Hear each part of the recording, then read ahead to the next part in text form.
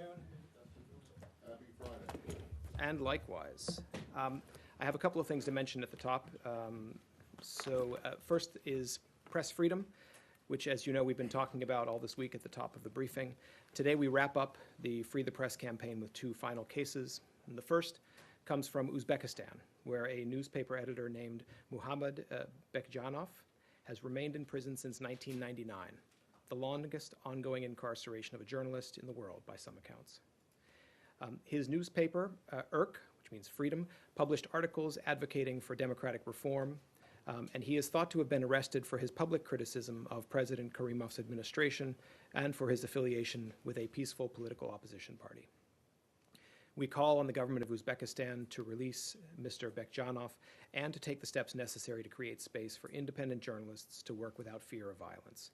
We also urge the government of Uzbekistan to allow international observers to visit prisons and to grant all citizens access to full due process in accordance with international commitments. And for our last Free the Press campaign case, we are highlighting the country of Nicaragua. Nicaragua suffers from a restricted media environment that includes censorship, self-censorship, and examples of harassment. We urge the government of Nicaragua to recognize and support the vital role of independent media and the free exchange of ideas as critical components of a free and democratic society. And one additional note, although it's unrelated to that campaign, I also want to express on behalf of the United States our sympathy to the family of Somali journalist Dawood Ali Omar and his wife, who we understand were killed by gunmen in Somalia on Wednesday. Somalia remains one of the world's most dangerous places to be a journalist. Next, Italy. We are proud to announce the launch of the USA Pavilion today at the Milan Expo 2015. The 6-month World's Fair will attract over 20 million visitors and address how to feed the world's growing population in a healthy and sustainable way. Our private sector partners, the Friends of the USA Pavilion, in coordination with the U.S. Mission to Italy, created a pavilion that showcases American cuisine and innovation and highlights the critical issue of food security. We thank our Italian hosts for this extraordinary global platform to discuss key policy issues and celebrate good food. I encourage all of you to check out www.usapavilion2015.net for more information on our representation there. Next item, Slovakia. The United States welcomes the April 29th announcement from the Slovak Ministry of Defense that the government of the Slovak Republic intends to procure 9 Sikorsky Black Hawk helicopters. These helicopters will be fully NATO interoperable, will strengthen Slovakia's defense, and improve its capability to deter regional threats.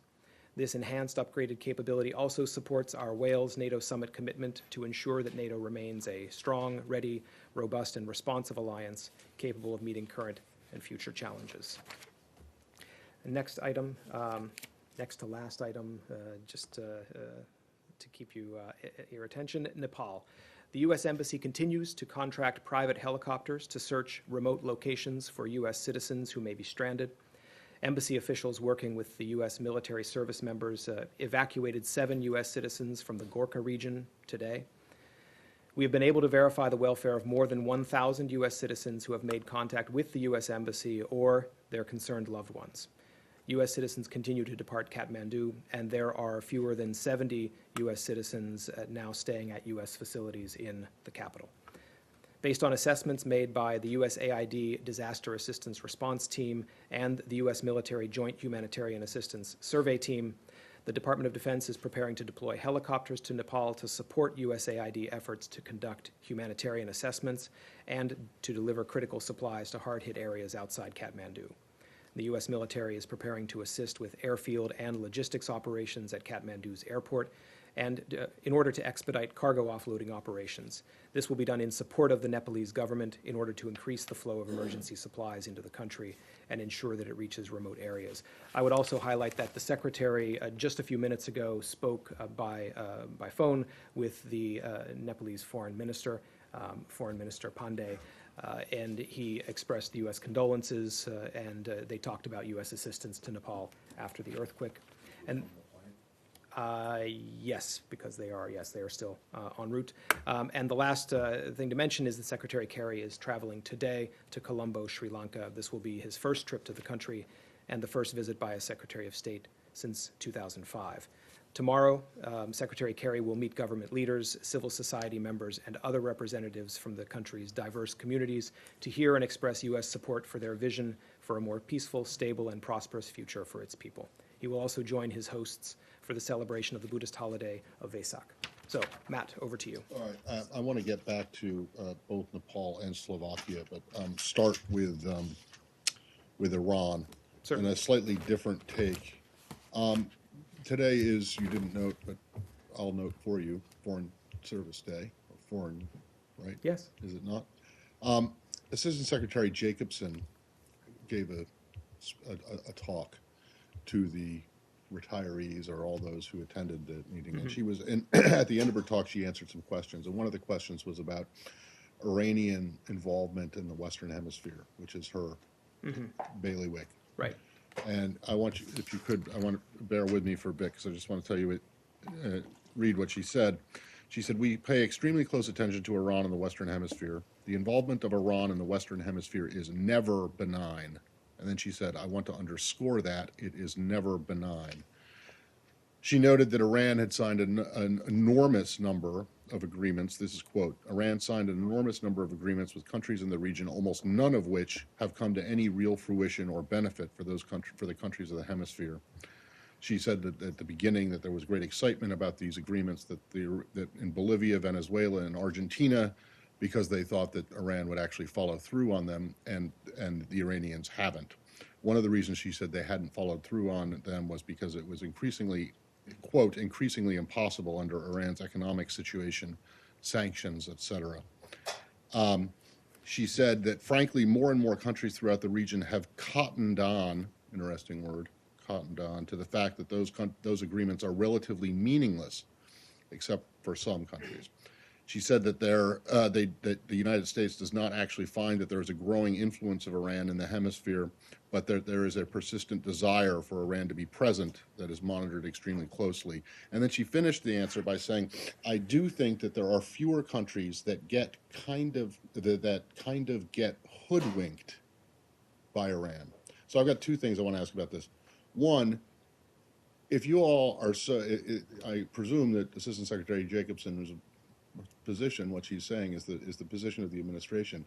If you all think that Latin American countries are getting hoodwinked by Iran and signing deals with them, why on earth do you think that the nuclear agreement is going to be any different? And then I have a follow-up because I expect I know what the answer to that is going to be.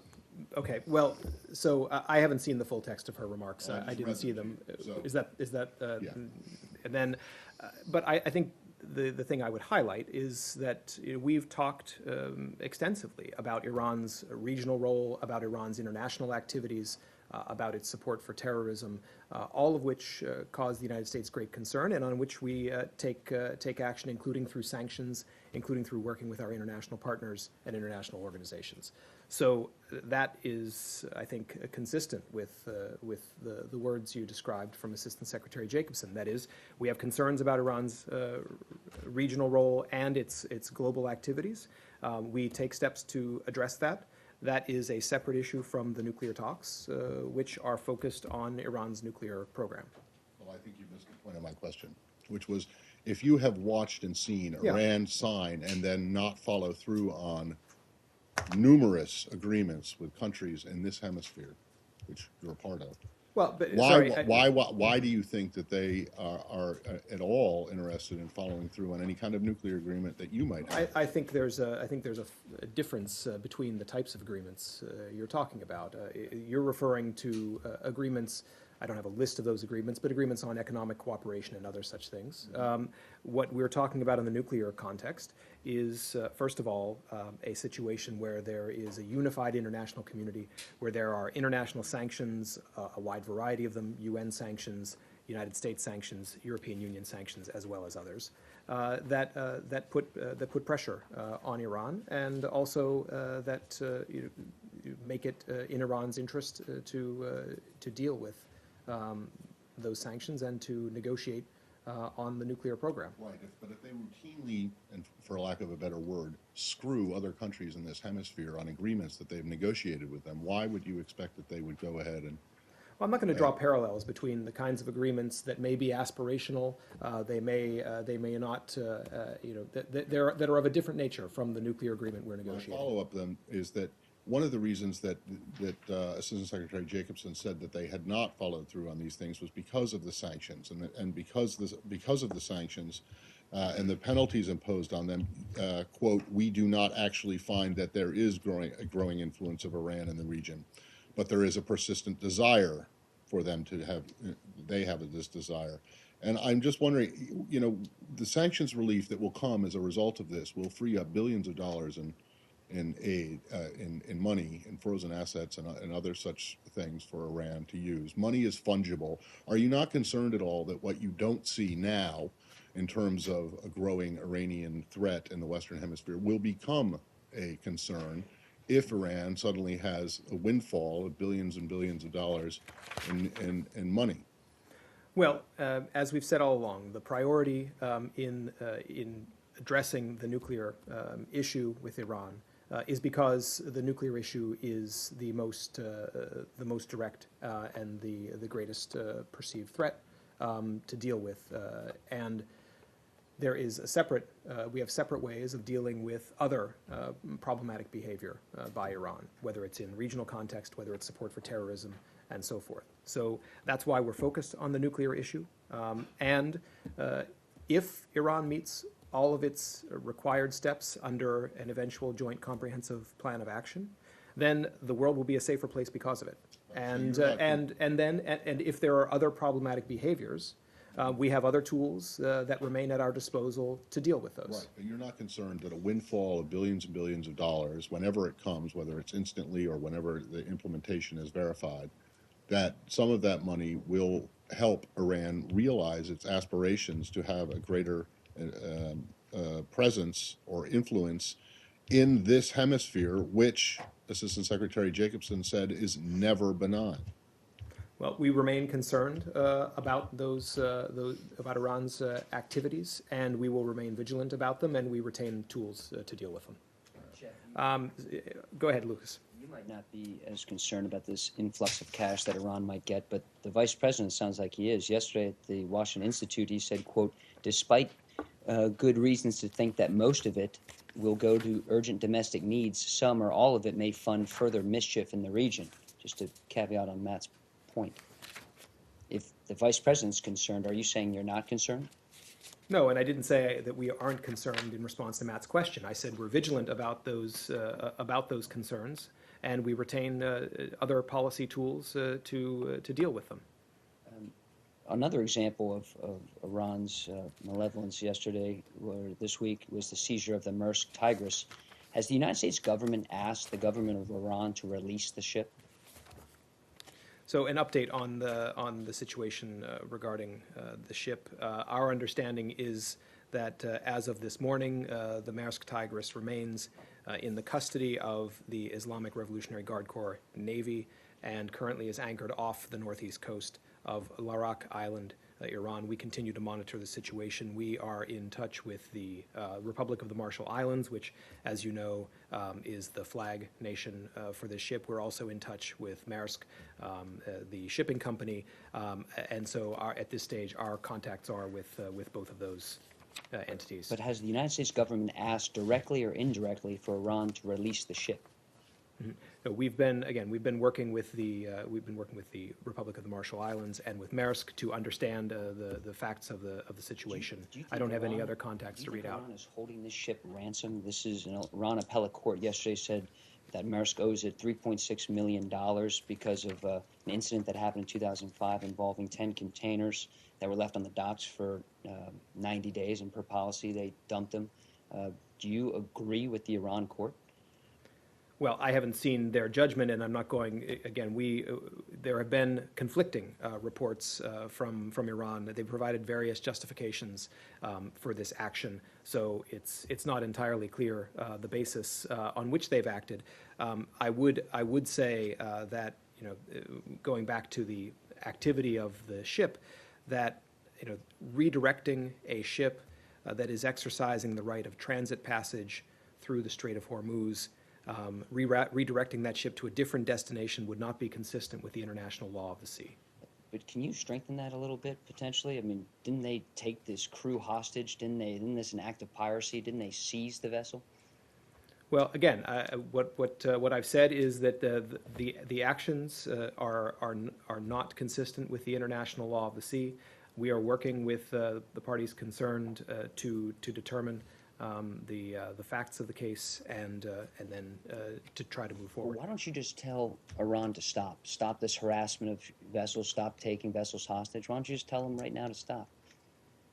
Well, again, we think that the detention and the redirecting of the ship is inconsistent with the law of the sea, and so we're trying to resolve the But situation. you cannot right now just now. tell Iran to cease its activities. Again, we've heard very differing justifications. We're unaware of a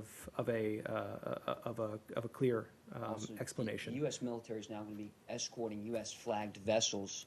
Why are only U.S. flagged vessels getting this escort? What kind of message does that send the U.S.'s allies that we're only looking out for U.S. ships and not foreigners? Well, the U.S. Navy, as you well know, Lucas, maintains a robust presence in the region and to deter destabilizing activities, also to safeguard the vital maritime links in the region, which are important to the international community. I think my colleagues at DoD have talked about the additional information that they are accompanying U.S. flagged maritime traffic. For more specifics on the scope of their activities, I'd refer you back to the Pentagon. This is maybe a small analogy, but isn't this akin to putting like a Band-Aid on somebody who has cancer? I mean, you're going to escort these vessels, but why don't you just tell Iran to cut out its activities? Navy would probably save a lot of money. Well, again, I think we've been very clear about the importance of freedom of navigation and of freedom of maritime traffic in the region, in the Straits of Hormuz, through internationally accepted sea lanes. You just can't tell Iran to cut it out. Again, I think we've stressed the importance to the United States that of not harassing shipping and of maintaining the open sea lanes. I think we've been clear about that. Yeah. Maersk is the owner of the ship. I Are didn't you say sure they were about the that? owner. I thought you did, but If I did, I didn't mean to. I know there's Okay. they've clarified that there's another owner. Yep. And then one other thing, do you have any readout of the expert level talks with Iran in New York?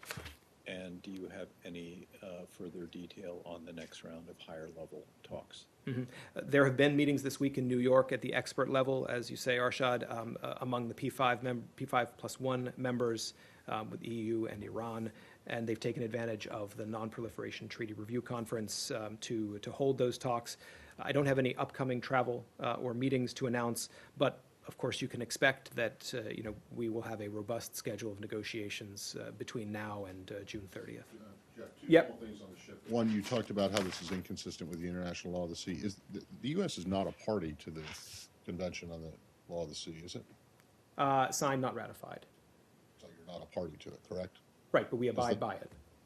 Well, yeah, but other people don't abide by it. I'm just wondering if the U.S. not being a party to the convention in any way hinders or complicates your trying to I don't think so. win the release of a ship because it was seized in a way that's inconsistent with a treaty that you're not a party to. Well, I don't think so. No? Let's go back. First of all, it's not a U.S. flagged vessel. It's a Marshall Islands flagged vessel.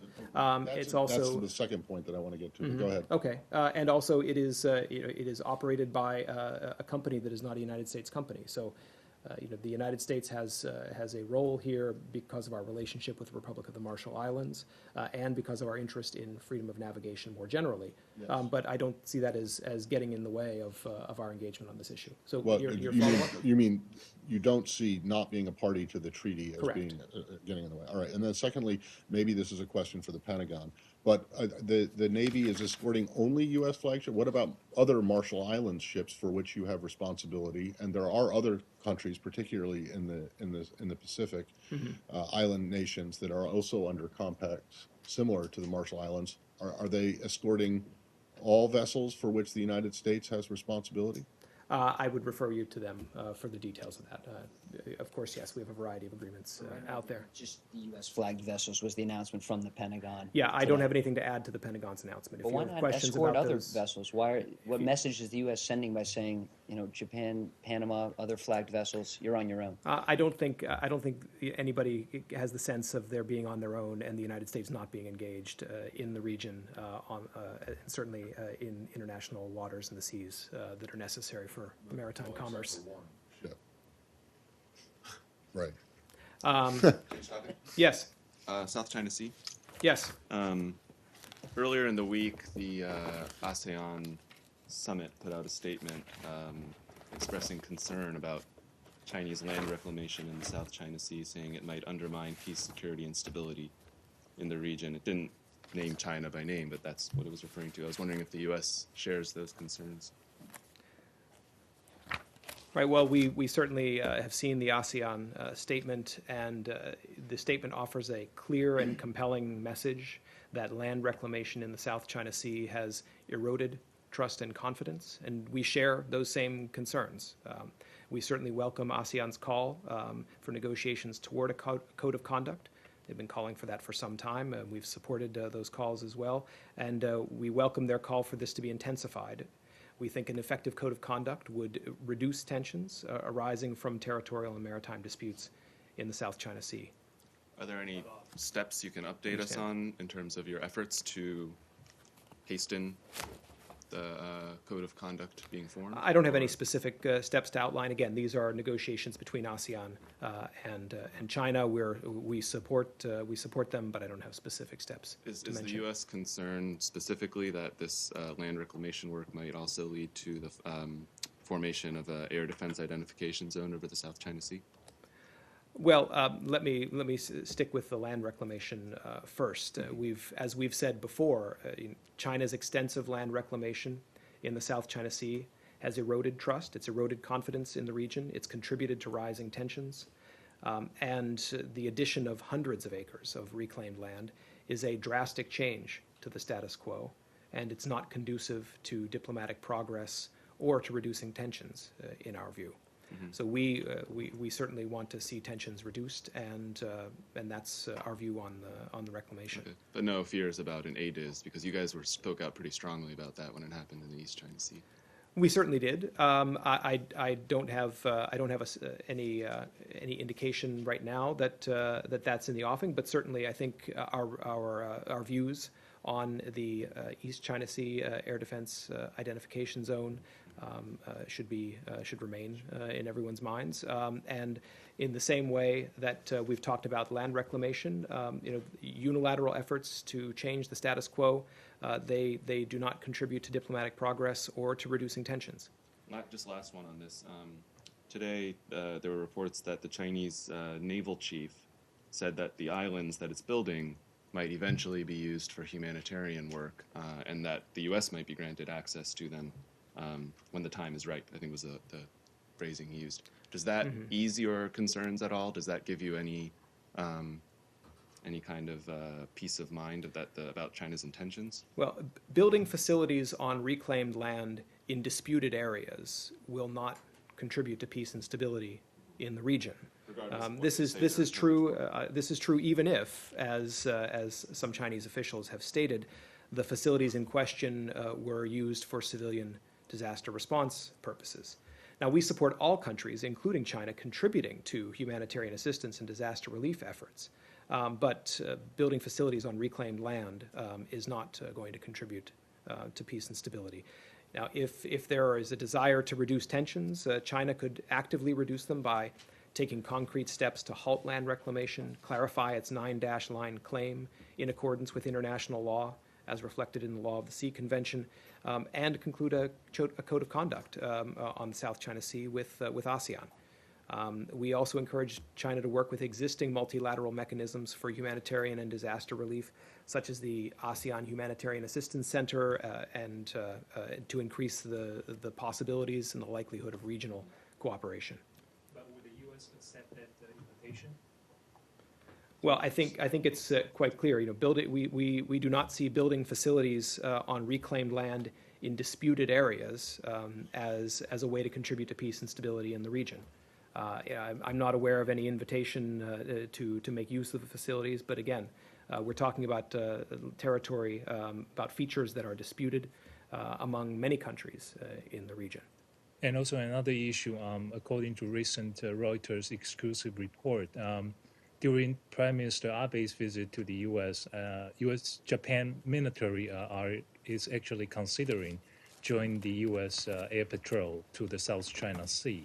So was this a topic of discussion when President Obama or Secretary Kerry met with their Japanese counterpart?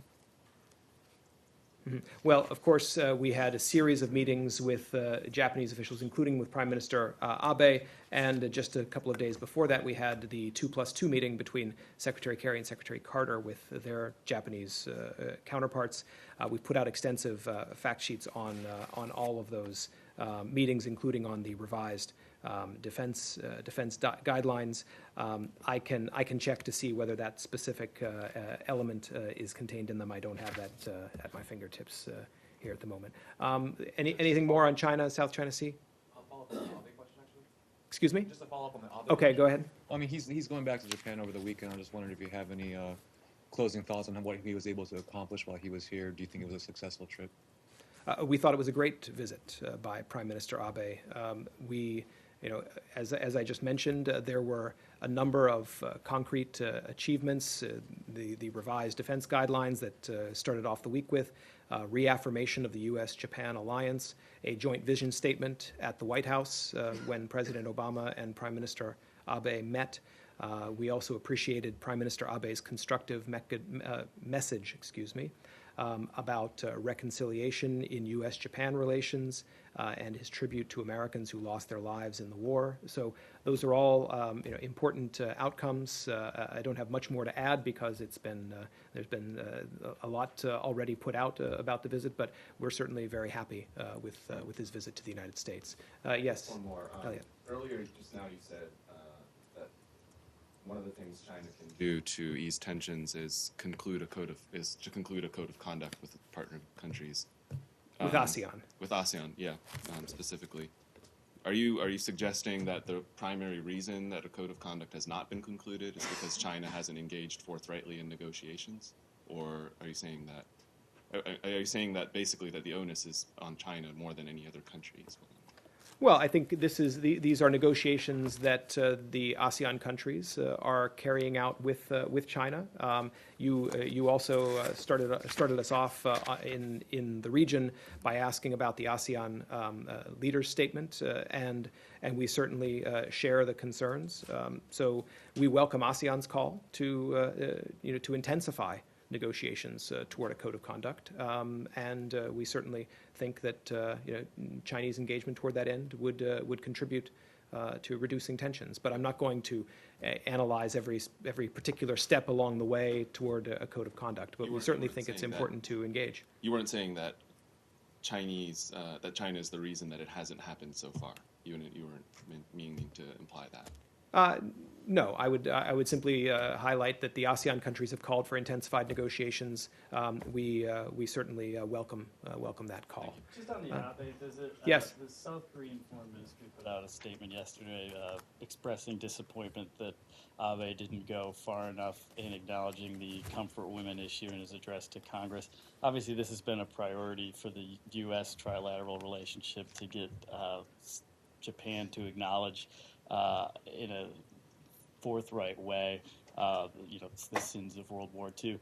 Is there any disappointment on the U.S. side that Abe wasn't more forthright during his address? Well, at the press conference over at the White House on April 28th, Prime Minister Abe reaffirmed that his cabinet upholds the Kono statement, has no intention to revise it. We certainly take note of that point, and also that he upholds the views of previous prime ministers in that regard, but I don't have anything more to add on that. Same topic, Laura? Or go ahead. I was wondering, you said been able to verify the welfare of more than 1,000 American citizens. Do you have a better sense, now that a few days have gone by, of how many, if any, Americans are in the missing category? I don't have updated numbers on that. Again, we continue to work through as we hear about American citizens who were in Nepal or are in Nepal. We work through those, but I don't have a number to share. So is the embassy then, are we to understand, still receiving calls about Americans whose welfare hasn't been verified? Well, some of those calls come in here in Washington because they're from family members who are in the United States who are concerned about their loved ones. So between the State Department and our embassy in Kathmandu, yes, we continue to receive calls, but I don't have a number of calls per day or to sort of explain whether they're increasing, decreasing, or by how much. Gotcha. I actually have another one. Yeah, real just a quick second. on that. I asked yesterday, Marie, whether there was embassy or State Department involvement in locating the Americans that were rescued by U.S. forces yesterday. Do you have an answer on that? Yeah, just a moment. Let me. So now, in which Americans was this in reference to? The U.S. Special Forces operation that rescued 3 Americans. I know there was another a Nepali operation as well. I guess if either of those were, put together because of intelligence from State Department or. Well, of course, our operations out there are all coordinated. We have an embassy with the USAID disaster assistance team, as well as the elements of the U.S. military that have come in to assist. So they're all operating as part of one effort. So I'm not sure what the particular question is. When people are calling to ask about the welfare of a family member, whether it's calling the State Department or calling the embassy, is that what led to the location of these Americans, or was it just they happened upon these Americans? Yeah, that I don't have a further answer on what the precise source of the information was that led to their location and rescue. That I don't have. Jake, yes. Yeah, just a brief question on the helicopters. These privately contracted choppers, are they coming from in-country or are they being flown in from neighboring countries? I don't know whether they have come in or whether they're have been there since before the earthquake. That I don't have in that level of detail. Yes, go ahead. Question about Azerbaijan. Okay, we'll come back. I just Yep. I hadn't heard this before. You said there are fewer than 70 Americans staying at U.S. facilities. What facilities were they staying at? So this is the embassy, our chancery, as well as I believe it's the American Club. Just a moment. Just curious, are people like camped out in sleeping bags, or are there rooms for them? No, it was, from my understanding, it was basically a camping out situation for people who did not have a place to stay. Is that normal? I mean, does that well, this isn't a normal situation. So it was. No, I understand that. I'm saying no, it was sort of an emergency measure because. Right, I'm not criticizing it. No, I didn't know. I mean, I didn't take it as has that this way. happened before in natural disasters where people are allowed to?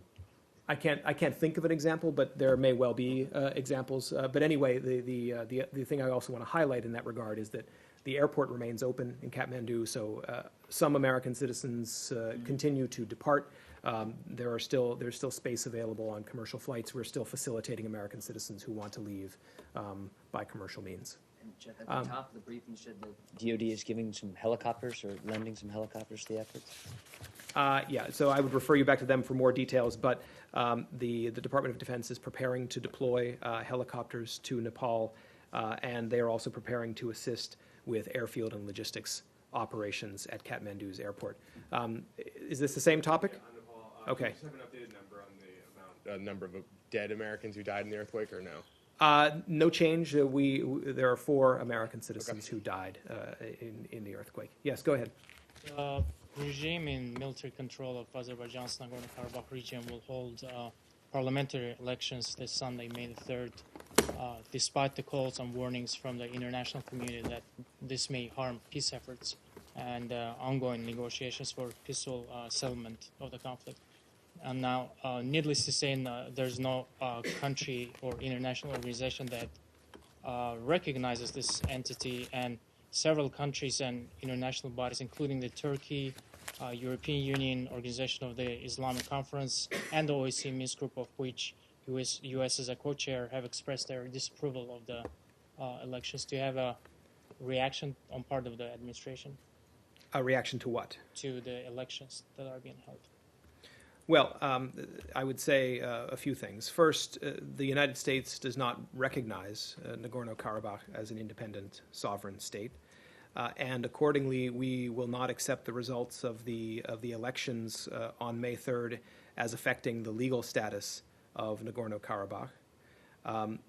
In the context of a comprehensive settlement of the conflict, we recognize that the people of Nagorno-Karabakh will play a role in deciding their future. And we also stress that we in no way prejudge the final status of Nagorno-Karabakh or the outcome of the negotiations to bring a lasting and peaceful settlement to the conflict. All right, yes, Samir. The Syrian opposition leader Khalid Khoja, after his meeting yesterday with Secretary Kerry, told me that the U.S. Program to train and equip the vetted Syrian opposition is currently not appropriate for their needs, current needs now. He said they are capable to fight the ISIL and the regime at the same time, and all they need now, their urgent need now, is to get protection to the Syrian people from the daily systematic barrel bombs and Air Force attacks. Can the U.S. do anything to ease these daily attacks against the people? Well, I would say that, first of all, we remain committed to strengthening the moderate opposition so that it can serve as a counterweight both against both extremism and the Assad regime. And we continue to go to great lengths to ensure that we are supporting the moderate opposition, and we're encouraging other countries to support aid to moderate voices as well. With regard to the question of no-fly zones, if that's what you're really getting at, the creation and enforcement of no-fly zones and other militarily enforced zones would present significant challenges, including military, humanitarian, and financial challenges that would have to be considered in the context of our broader Syria policy. We are constantly evaluating options for supporting the moderate Syrian opposition. Of course, our train and equip program is just getting underway. My colleagues at the Department of Defense would have more specific details about that. And we are also committed to the success of the people we train through the train and equip program. And so we are continuing to finalize the full complement of support that we might provide to the forces who have gone through the train and equip program. But beside the no-fly zones, is there anything the U.S. can help to ease these barrel bombs attacks? Well, again, I would say we are looking at the full complement of support that we can provide to the forces we train under train and equip. I don't have additional details to outline right now. I don't understand. You're committed to the success of the people who you train. That's why you haven't been training them for however long. That's why this has been taken so long. Well, no. There's been a number of logistical and organizational issues to work through in terms of getting the training started. And again, that the training will be commencing very soon. And so that's separate from the point I was making in response to Samir's question. His question was about support that the forces who have gone through the train and equip program would be able to rely on once they are through the training and. Yeah, but I mean, it's got to begin. You have to start training that before you can say. I mean, you can say you're committed to the success of those who you train all you want to, but if you haven't yet started training, well, again, it's hard to see what the commitment is. Again, I think that's it's starting. It's commencing shortly. So, yes, Michel. On this issue, Dr. Khoja has asked the U.S. to help in establishing security zones or secure zones in Syria. What was the Secretary's answer? Well, again, I think I've outlined that it's similar to the question about the no-fly zones. Any kind of military enforced zones present significant challenges, and we need to consider that in the context of our overall policy towards Syria. So we are constantly evaluating options for supporting the opposition, but I don't have any new initiatives to outline right now. That means they won't get any help from the U.S. regarding this issue? Well, again, as I said, we are constantly evaluating potential options. I don't have any decisions This since to the start of the outline. uprising 4 years ago. I don't have anything new to announce, Michel. That's we're aware of that interest. As I said, there are it has significant implications, and we continue to analyze those, and we remain in dialogue with our partners in that regard. Yeah. The military challenges to this are what? The Syrian air defense? Well, I said there are military, humanitarian, Right, but financial specifically challenges. the military ones, can you go into, or is that something? I'm not going to detail them, but I think you can surmise. Has Iran insisted that there's no fly zone be put in Syria? Excuse me, has Has who? Iran insisted that a no-fly zone? You're welcome to ask the Iranian government that question. That's not something we're talking to them about. Go ahead, Ilhan. Syria, recently opposition fighters took over Idlib, and also very recently Jisr Shuur, very near another within the Idlib, close to Aleppo as well. Some experts, like former U.S. Ambassador Robert Ford, argued that the Damascus regime might be shakier than expected. My question is, are you, this U.S. administration, is supporting current campaign of the opposition forces coming from the Idlib to the Damascus? Well, if you're talking about the campaign of extremist groups like Nusra and others of that ilk, no, we're not supporting their campaign. That's quite clear, isn't it? Just to make it clear, so you are currently supporting the Assad regime against the al-Nusra? No. I think that I don't think anybody who's paid attention to a word that's been said from this podium over the last year could draw that conclusion. No, that's not the case. Yes, Elliot, go ahead. Yeah, go ahead. No, I have a different topic, so you go. Are you aware that some Syrian opposition fractions are getting tow missiles from some U.S. allies, maybe in the region? I don't have any comment or any information on that. Go ahead, Elliot. Did you happen to get any response to the question I asked Marie yesterday about the seizure of assets of Prime Minister Poroshenko's candy company in Russia? Well, I would refer you to the Russian and Ukrainian governments to get more detail on that. I don't have anything to add The Russians say to it. it's tax fraud. The Ukrainians say it's politically motivated. You don't have any take on it yourself? I don't have anything more to offer on that. Yes, Matt? Let's go back to Syria, Turkey. Well, actually, Turkey. Yes. You want to wade into this criticism of Turkish police again today with protesters? Do you have any reaction? Wait, are you talking about the May Day? Yes. Okay, so not Syria related, but No. just Turkey. Okay. I meant in the region. Right, I understand. So the United States fully supports freedom of expression and assembly, including the right to peaceful protest, as fundamental to any democracy. We urge the police to exercise restraint, and we also urge those demonstrating to exercise their rights in a peaceful manner. We don't condone attempts to provoke violence by any party. Other than the ambassador photoshopping his hair blonde in response to the Ankara mayor's tweet about Marie, or comments about Marie, are you aware that there was any other, any kind of communication between the U.S. and the Turkish governments about this? Assistant Secretary Nuland and Ambassador Bass have raised the inappropriate comment with Turkish officials.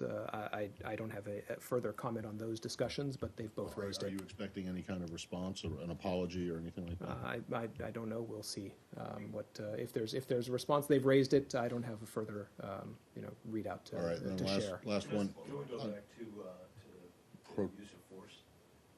Do you regard the Turkish police or other security forces actions as which included both the use of tear gas and water cannon as an excessive use of force in putting down and dispersing the protests? Well, I'm not going to categorize specific steps by the Turkish authorities in general, but I would say that, I'm not going to characterize them in specific. Sorry, but in general, we urge the police to exercise restraint. As I said, at the same time, there's the need for the protesters to exercise their rights peacefully. But you can't say generally whether you believe that there has been excessive use of force on the part of the. I'm not going to do an analysis of. Again, it's not analysis, and you guys have made comments on this, including in Turkey, including responses by police and security forces to protesters. So, I'm not asking for analysis. I'm asking if it's the U.S. government's position that there has been excessive use of force. You may not have a position on that. That's fine, but it's not an analytical question. Well, again, I don't have anything to say beyond the fact that we urge restraint by the police in this matter. You also stated that violence should not be with the protesters as well.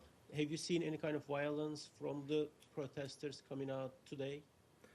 Again, we're urging the police to act with restraint. We're urging also the demonstrators to act peacefully, and we are speaking out against any attempt to provoke. I don't have. I'm not going to, characterize further. Do you see today's bans in Turkey as an isolated incident, or it is a broad trend that? A couple of days ago, Freedom House issued latest report, and again, it's press not free, and many other standards and democratic standards. Turkey seems to be backsliding within the international democracy indexes. Do you see these bans, today's events, as isolated incidents, or it is a trend, part of a trend in Turkey? Well, we've spoken publicly from this podium and elsewhere about the concerns raised within the international community and by Turkish citizens about recently passed security legislation, as an example, and the importance of protecting fundamental freedoms. This is a topic we continue to discuss and raise with Turkish officials, the importance of safeguarding due process and the fundamental freedoms that are enshrined in Turkey's constitution. Yeah, go ahead, Matt. Protests. Yes. You mentioned in your opening the Milan. There was also protests and demonstrations and violence in Milan today, coinciding with the opening of the Expo. Do you have anything to say about that? I did hear about that. We are aware there have been some protests in connection with the opening of the Expo. We support the rights of people to protest as long as they do so peacefully. I would refer you back to the Italian authorities for specific details on the protests. And then also on protests, the Ukrainian authorities are preventing people from demonstrating in Odessa on the anniversary of the fire that Marie talked about yesterday. Do you have any comment on that? I hadn't seen those reports, so I don't have a specific comment on the decisions they may have made. Of course, again, as we've talked about in a couple of other contexts, we support the right of people to demonstrate peacefully, but I'm not aware of the specific decision made. But that would include people in Odessa who don't necessarily agree with your viewpoint. Well, I don't know the circumstances under which these demonstrations. If you support free protest, peaceful protest anywhere, surely that includes. We support the right of people to demonstrate peacefully and express their views. Yes, that would include it. Yeah. All right. Yes. I've got more. Okay, go ahead. Me? Yes, we're all in rapt attention. Okay, we'll let Lucas. Sorry. Go ahead. Lucas, fill the gap. The Washington Post report saying the administration is in talks with Qatar to extend the Taliban 5's stay. So there are a couple of points I'd like to add. So first of all, now is your question is about U.S. Okay. Well, the United States, along with our partners, we remain in close coordination to mitigate the threat that could be posed by former Guantanamo detainees. This is a principle in our decisions to transfer detainees, and it remains a topic of ongoing dialogue. Is this an admission that these Taliban 5 were engaged in any kind of nefarious activities, communicating with their colleagues back in Afghanistan, Pakistan, and that you're concerned that they're going to go back to the battlefield? Well, no, it's not a confirmation of anything. I'm simply saying that we remain in close contact as we would in any circumstance where we transfer detainees.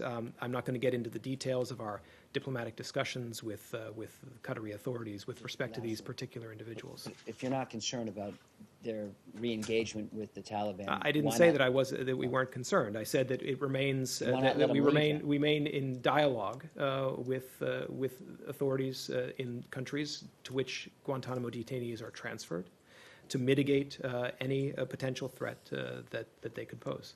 So you're not worried about. I mean, if you're worried about them re-engaging, is that why you're telling them to stay in Qatar and under the government? Well, I'm not detailing whatever the particulars of our diplomatic exchange are, but again, we take steps to mitigate the risks of recidivism, and I think if you look at the record of recidivism among detainees who've been transferred over the last few years under this administration, it has been substantially lowered. But just lastly, are these Taliban 5 detainees going to be leaving Qatar soon, or are they going to be staying there? I don't have any details to add to what I've said. We're in discussions with Qatari authorities to mitigate the threat that they are going to be. I'm not going to confirm those details. Yes. You were asked yesterday about the situation in Burundi. Yes. Do you have anything to say about that today? Do you have a specific element of it that you're interested in? Particularly, you were asked about, or Marie was asked about protests near the embassy. My understanding, as it was Marie's, that they weren't protesters. My understanding is that there are several hundred Burundian students who are seeking the protection of the United States Embassy by camping out there. Mm-hmm. This isn't a situation like it is in Nepal, but is the U.S. Embassy, do they have any reasonable expectation of U.S. Protection or assistance if they're attacked by police or whoever? Well, we reiterate that the path of dialogue and peace and nonviolence is the only path through which Burundi can find its way forward in the political crisis that exists there. Yesterday evening, United States officials visited the approximately 600 students who were seeking shelter and security outside the walls of our embassy in Bujumbura. We commend the students and the police outside the embassy for carrying out or for behaving in a peaceful and professional manner thus far. We call on the government to ensure that there is space for peaceful protests and to respect freedom of assembly. We, in our embassy in Burundi, continues to urge the Burundian government to reopen the universities so that students can return to their studies.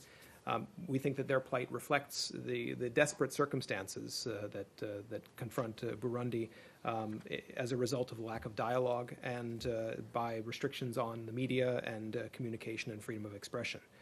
So we certainly are urging that they have the opportunity to return to their studies, and we are not requesting that those students leave the vicinity of our compound as long as they remain peaceful and calm. Right, but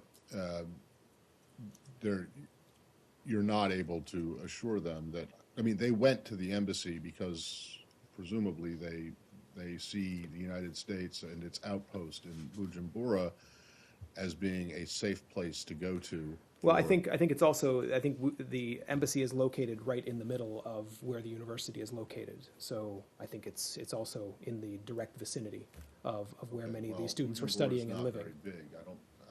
I can't say that I've been there, but it's not a very huge city, and I Mm-hmm. think the embassies are all places. I mean, they're not at the Chinese embassy looking for protection.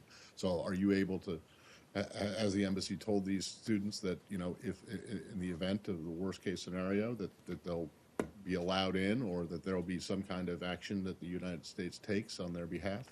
Well, again, or is their trust in the U.S. misplaced here? Well, again, we have urged the government to reopen the universities. In our view, the students are simply seeking a place to shelter after the universities were closed, and we're urging the authorities to take steps to address their concerns. I have one more. Yep. But it can be the last one. I know. Okay, If there are others. we'll make it the stunning conclusion. Yes, Ilhan. On the Mary Harf question, Ankara mayor's tweet. So this Ankara mayor has 2.5 million followers on Twitter and very close to the palace of Mr. Erdogan as well as the governing party. And his tweet is still on Twitter. He did not issue any kind of apology or anything. During the discussion of Ambassador Bass raising the issue, is this episode closed for you, or do you expect anything further from Ankara mayor? As I said, U.S. officials have raised this with Turkish officials. I don't have any further details to provide you. Yes, Laura. Burundi real quick. Do you know whether Assistant Secretary Malinowski was among the officials who went and spoke with the students, or had he left at that Yes, point? he was. And then He and our ambassador there were others with them, but they were the two senior officials who went out to speak with them. Gotcha. And then yesterday, Marie had said that there was approximately 200.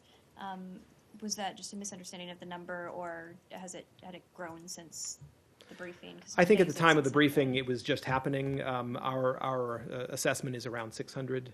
So I don't have the impression that has been changing in a dynamic way. I think it's my understanding is that it's a group of about 600 people.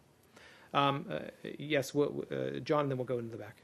Just a Camp David summit question. The New York Times reported this morning that the UAE was pressing the Obama administration earlier last month for a defense pact and ahead of this summit. And in exchange, President Obama sought the UAE's support for the Iran nuclear deal. Are we expanding our entangling alliances in the Middle East in exchange for support for an Iran nuclear deal? Well, let me say two things. First, for any details of the president's discussions with his counterparts, it certainly would refer you to the White House. I'm not going to speak to those from here. The second point is, we have a range of partnerships and alliances in the region. Those are extremely important to us, and we continue to work on those. So I don't have any announcements to make, but we have security partnerships with many countries, and we are committed to stability in the region, even as we pursue a nuclear deal with Iran. And in fact, because we think a nuclear deal with Iran will contribute to stability, but I don't have anything further to read out than that. Yes, go ahead. Two questions about Honduras. It's actually been 3 years since 4 unarmed people were killed and several others injured during a joint U.S.-Honduran anti-drug operation near Ahuas. There is an ongoing investigation, joint DOJ and Department of State. What's the status of that investigation? It's going on for almost a year now. So the investigation into that incident is still ongoing. As you said, it's a joint investigation. It involves the Office of the Inspector General at the State Department, as well as the Inspector General from the Department of Justice. But since the review is still ongoing, we don't have any comment on the incident or the investigation. Any anticipation of when it will be completed? I don't have a timeline for conclusion. We're still working on the investigation. One other quick one on that. There was a memo that came to light during the case of a whistleblower in the Office of the Inspector General, State Department, indicating that Undersecretary of State William Brownfield was not forthcoming in relation to this incident and gave the impression that he believes state should not investigate. Do you have any comment on that? Yeah, I don't have any comment on purported documents. Again, this is an ongoing investigation, so I'm certainly not confirming the document or the view expressed in it. This is an ongoing investigation, and when it's concluded, we'll have more to say. Yes, David, then we'll move on. A couple of days, so I'm sorry if I missed this, but do you have any thing about, has the U.S. been taking part in Nigeria's release of they've released the numerous girls, hundreds of girls? What do you mean by taking part in? I know the U.S. has been supporting Nigeria in those efforts. I was wondering certainly have, yeah. if if you believe that your efforts have led to the release of these girls. Well, we certainly have been providing support to Nigeria in a variety of ways, including through information sharing and other steps. I don't have I don't have the details of specific exchanges that led to this result, but we're certainly glad to see some of the hostages released. Of course, the problem remains large, and there are a lot more out there. Matt, do you want to wrap this up? I've got one brief one, extremely brief, and then a slightly longer one, but it'll still be brief. In your opening comments, you talked about Slovakia and its purchase of these 9 Sikorsky helicopters. Are they paying for them, or is this stuff that is being essentially given to them or provided to them at a deep discount? So my understanding is that the Slovakian government intends to procure them. Whether what exactly the financing arrangement is, we're happy to look into and you said that provide. they were just they're one part of their one reason they're getting them is to help counter. One reason you're pleased they're getting them is to help counter the regional threats. Can you be more specific about what regional threats Slovakia faces? Well, I don't have I don't have a detail to provide, although I think it's important to put this in the context of the Wales summit commitments of all NATO members to continue to focus on NATO's response and deterrence capabilities. So I think it's in that context that you should look at this procurement. Okay, but you mentioned regional threats, and I'm just wondering what that means, considering the countries that border Slovakia don't seem to be particularly hostile at the moment. But anyway, well, NATO is an may. alliance that deals Gotcha. with the entire North Atlantic space, not just the borders of a particular And then my member last state. one has to do with a question I've been asking. I asked yesterday, I asked Friday, and I'm still trying to find out whether or not this has to do with the Clinton Foundation donations. Right. I'm still trying to find out whether or not the department has an issue with the fact that some of these donations that were supposed to have been reported were not reported. I mean, if you don't have an issue, that's fine, but I'm just wondering, I mean, Marie said yesterday that the department would have appreciated it had all of them been flagged or notified to the department. But I'm just wondering, are you following up with the foundation? Do you think that there is a problem with this, with the lack of reporting? Not to say that there was any kind of there was a conflict of interest, but you can't tell if there was or there might have been at the time if they were never reported. And so I'm just trying to find out is this something you're following up with the foundation, or is it something that you just don't think is an issue? Well, if I understand correctly, there were 2 specific foreign government donations that were not reported, and that were then subsequently highlighted by the foundation. Right. So that's I'm talking my about understanding these of other things, the things that have come to light since then.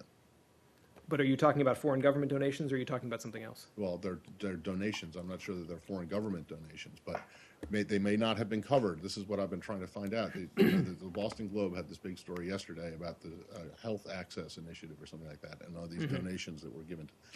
And I just want to know, did that contravene, did not disclosing those donations contravene the agreement that there was? And if they didn't, fine, whatever. But if they did, I'm just wondering if you're following up, if the building is following up to see whether that they would have been problematic. So perhaps this will help. I'm sure you'll tell me if it doesn't. To avoid conflicts based upon former President Clinton's compensation for speeches and consulting, there were and in the MOU overall there were 3 elements. There was an ethics undertaking, which was a formal letter, which was agreed to by Secretary Clinton, which showed that she committed not to participate personally and substantially in matters where the Clinton Foundation or the Clinton Global Initiative were specific parties to matters that would have a direct effect on President Clinton's compensation. And the MOU set out commitments. The foundation agreed to publish annually the names of new contributors, such as through a public website. And the foundation committed to submit information to the State Department about foreign government donations if an existing contribution if an existing contributing country, elected to increase materially its commitment, or if a new contributor country elected to make a donation. So that covers foreign government donations. It does not cover individuals or foreign charitable organizations. Is that correct? That's correct. It did not cover individuals, and that is non-government. So that suggests to me then that the only two donations that the State Department finds problematic are the ones that you already know about, the ones that were well, as the foundation has identified, there were two donations that fell under those requirements that were not reported at the time, and they subsequently reported them. So none of the stuff that has come out after that in these reports, such as the one in the Boston Globe, is a problem. Well, and I believe also, I'd refer you back to the foundation, but I believe they are also addressing the question of the first element that I mentioned, which is publishing annually the names of new contributors. So is this a problem for the State Department or not? Is it something you're following up with the foundation to get them into? The foundation is working in compliance at the time. Are you pushing them to get into compliance? I think the foundation is undertaking to do that. I refer you to them, and so they're addressing the need to publicize it. But is it a problem for the State Department that this is having to happen? I mean, I just want to know: if it wasn't a problem, that's fine. I just want to know if it was or if it wasn't. That's all. I think it's a pretty simple question, right? Mm-hmm. Well, again, I don't have anything further to add to what. Can someone please find out whether this is an issue for the building or not? Because this is an MOU that, I mean, and again, if it's not a problem, then fine. But if it is, I'd like to know about it, right? Did I understand you correctly to say that the MOU required annual disclosure of all new donors? The MOU contained a commitment for the foundation to publish annually the names of new contributors. Right. And separately, there was a commitment to submit information to the State Department about new or substantially increased foreign government donations. Is it problematic? I understand that the submission of information to the State Department pertains solely to foreign government donations, right? But kind of along with Matt's question about whether it's a problem that they did not, in the two instances that you cite, submit that information to you, I would also like you to ask if you can get an answer to the question of whether it is a problem for the State Department that the foundation did not submit all new donors, and specifically that the health portion of the foundation, which was spun off separately, but which has said it was still obliged it still had an obligation to report all donors, new donors on an annual basis, did not do so. In other words, it's not, the question is not just, was it problematic that it failed in those two instances to tell the State Department about foreign government donations, notwithstanding a commitment to do so. It is also, is it a problem to the State Department that it failed to disclose all new donors as it had committed to do so? Mm-hmm. Well, I'm happy to take that back. Again, I would highlight, though, that these voluntary agreements, which included the ethics undertaking letter, which I described at the start, these were voluntary agreements to enhance transparency that in many ways go beyond existing requirements. I don't have more for you than that. What good are they if you don't adhere to them? Yeah, exactly. It was voluntarily entered into, is what you're saying, but once entered into, it wasn't voluntary to comply, right? No one is suggesting or saying, asserting that there was some kind of a violation or a conflict of interest. We just want to know if, in fact, they did or did not comply with the voluntary agreements, and if they didn't, is it a problem for you now? Does it raise questions at the building within the department? Right, I understand the question. Can I ask one last one that occurred to me in the course of this line of questioning? Who paid for the U.S. pavilion at the Milan Expo? Well, there is an organization of private sector partners called the Friends of the USA Pavilion. So they have been responsible, and for the pavilion, they've worked with our U.S. mission to Italy in that regard. I don't have the list of donors, but I would encourage you to check out their page, which I imagine has information about the Friends of the USA Pavilion. And to your knowledge, did any U.S. government funding go into this? I don't have that data at my fingertips. We can check and see if there is any U.S. government funding. Not that I'm aware of, but we'll look at it. I wasn't exactly sure of my geography when I asked that Slovakia question before, but now that I've managed to pull it up. So Slovakia is bordered by the Czech Republic, Austria, Poland, Hungary, and Ukraine. So what's the threat? Is it Ukraine, or is it to the east of Ukraine? Well, again, NATO is a transatlantic alliance. It has responsibilities for security in the entire transatlantic space. I'll leave it at that, Matt. Thanks.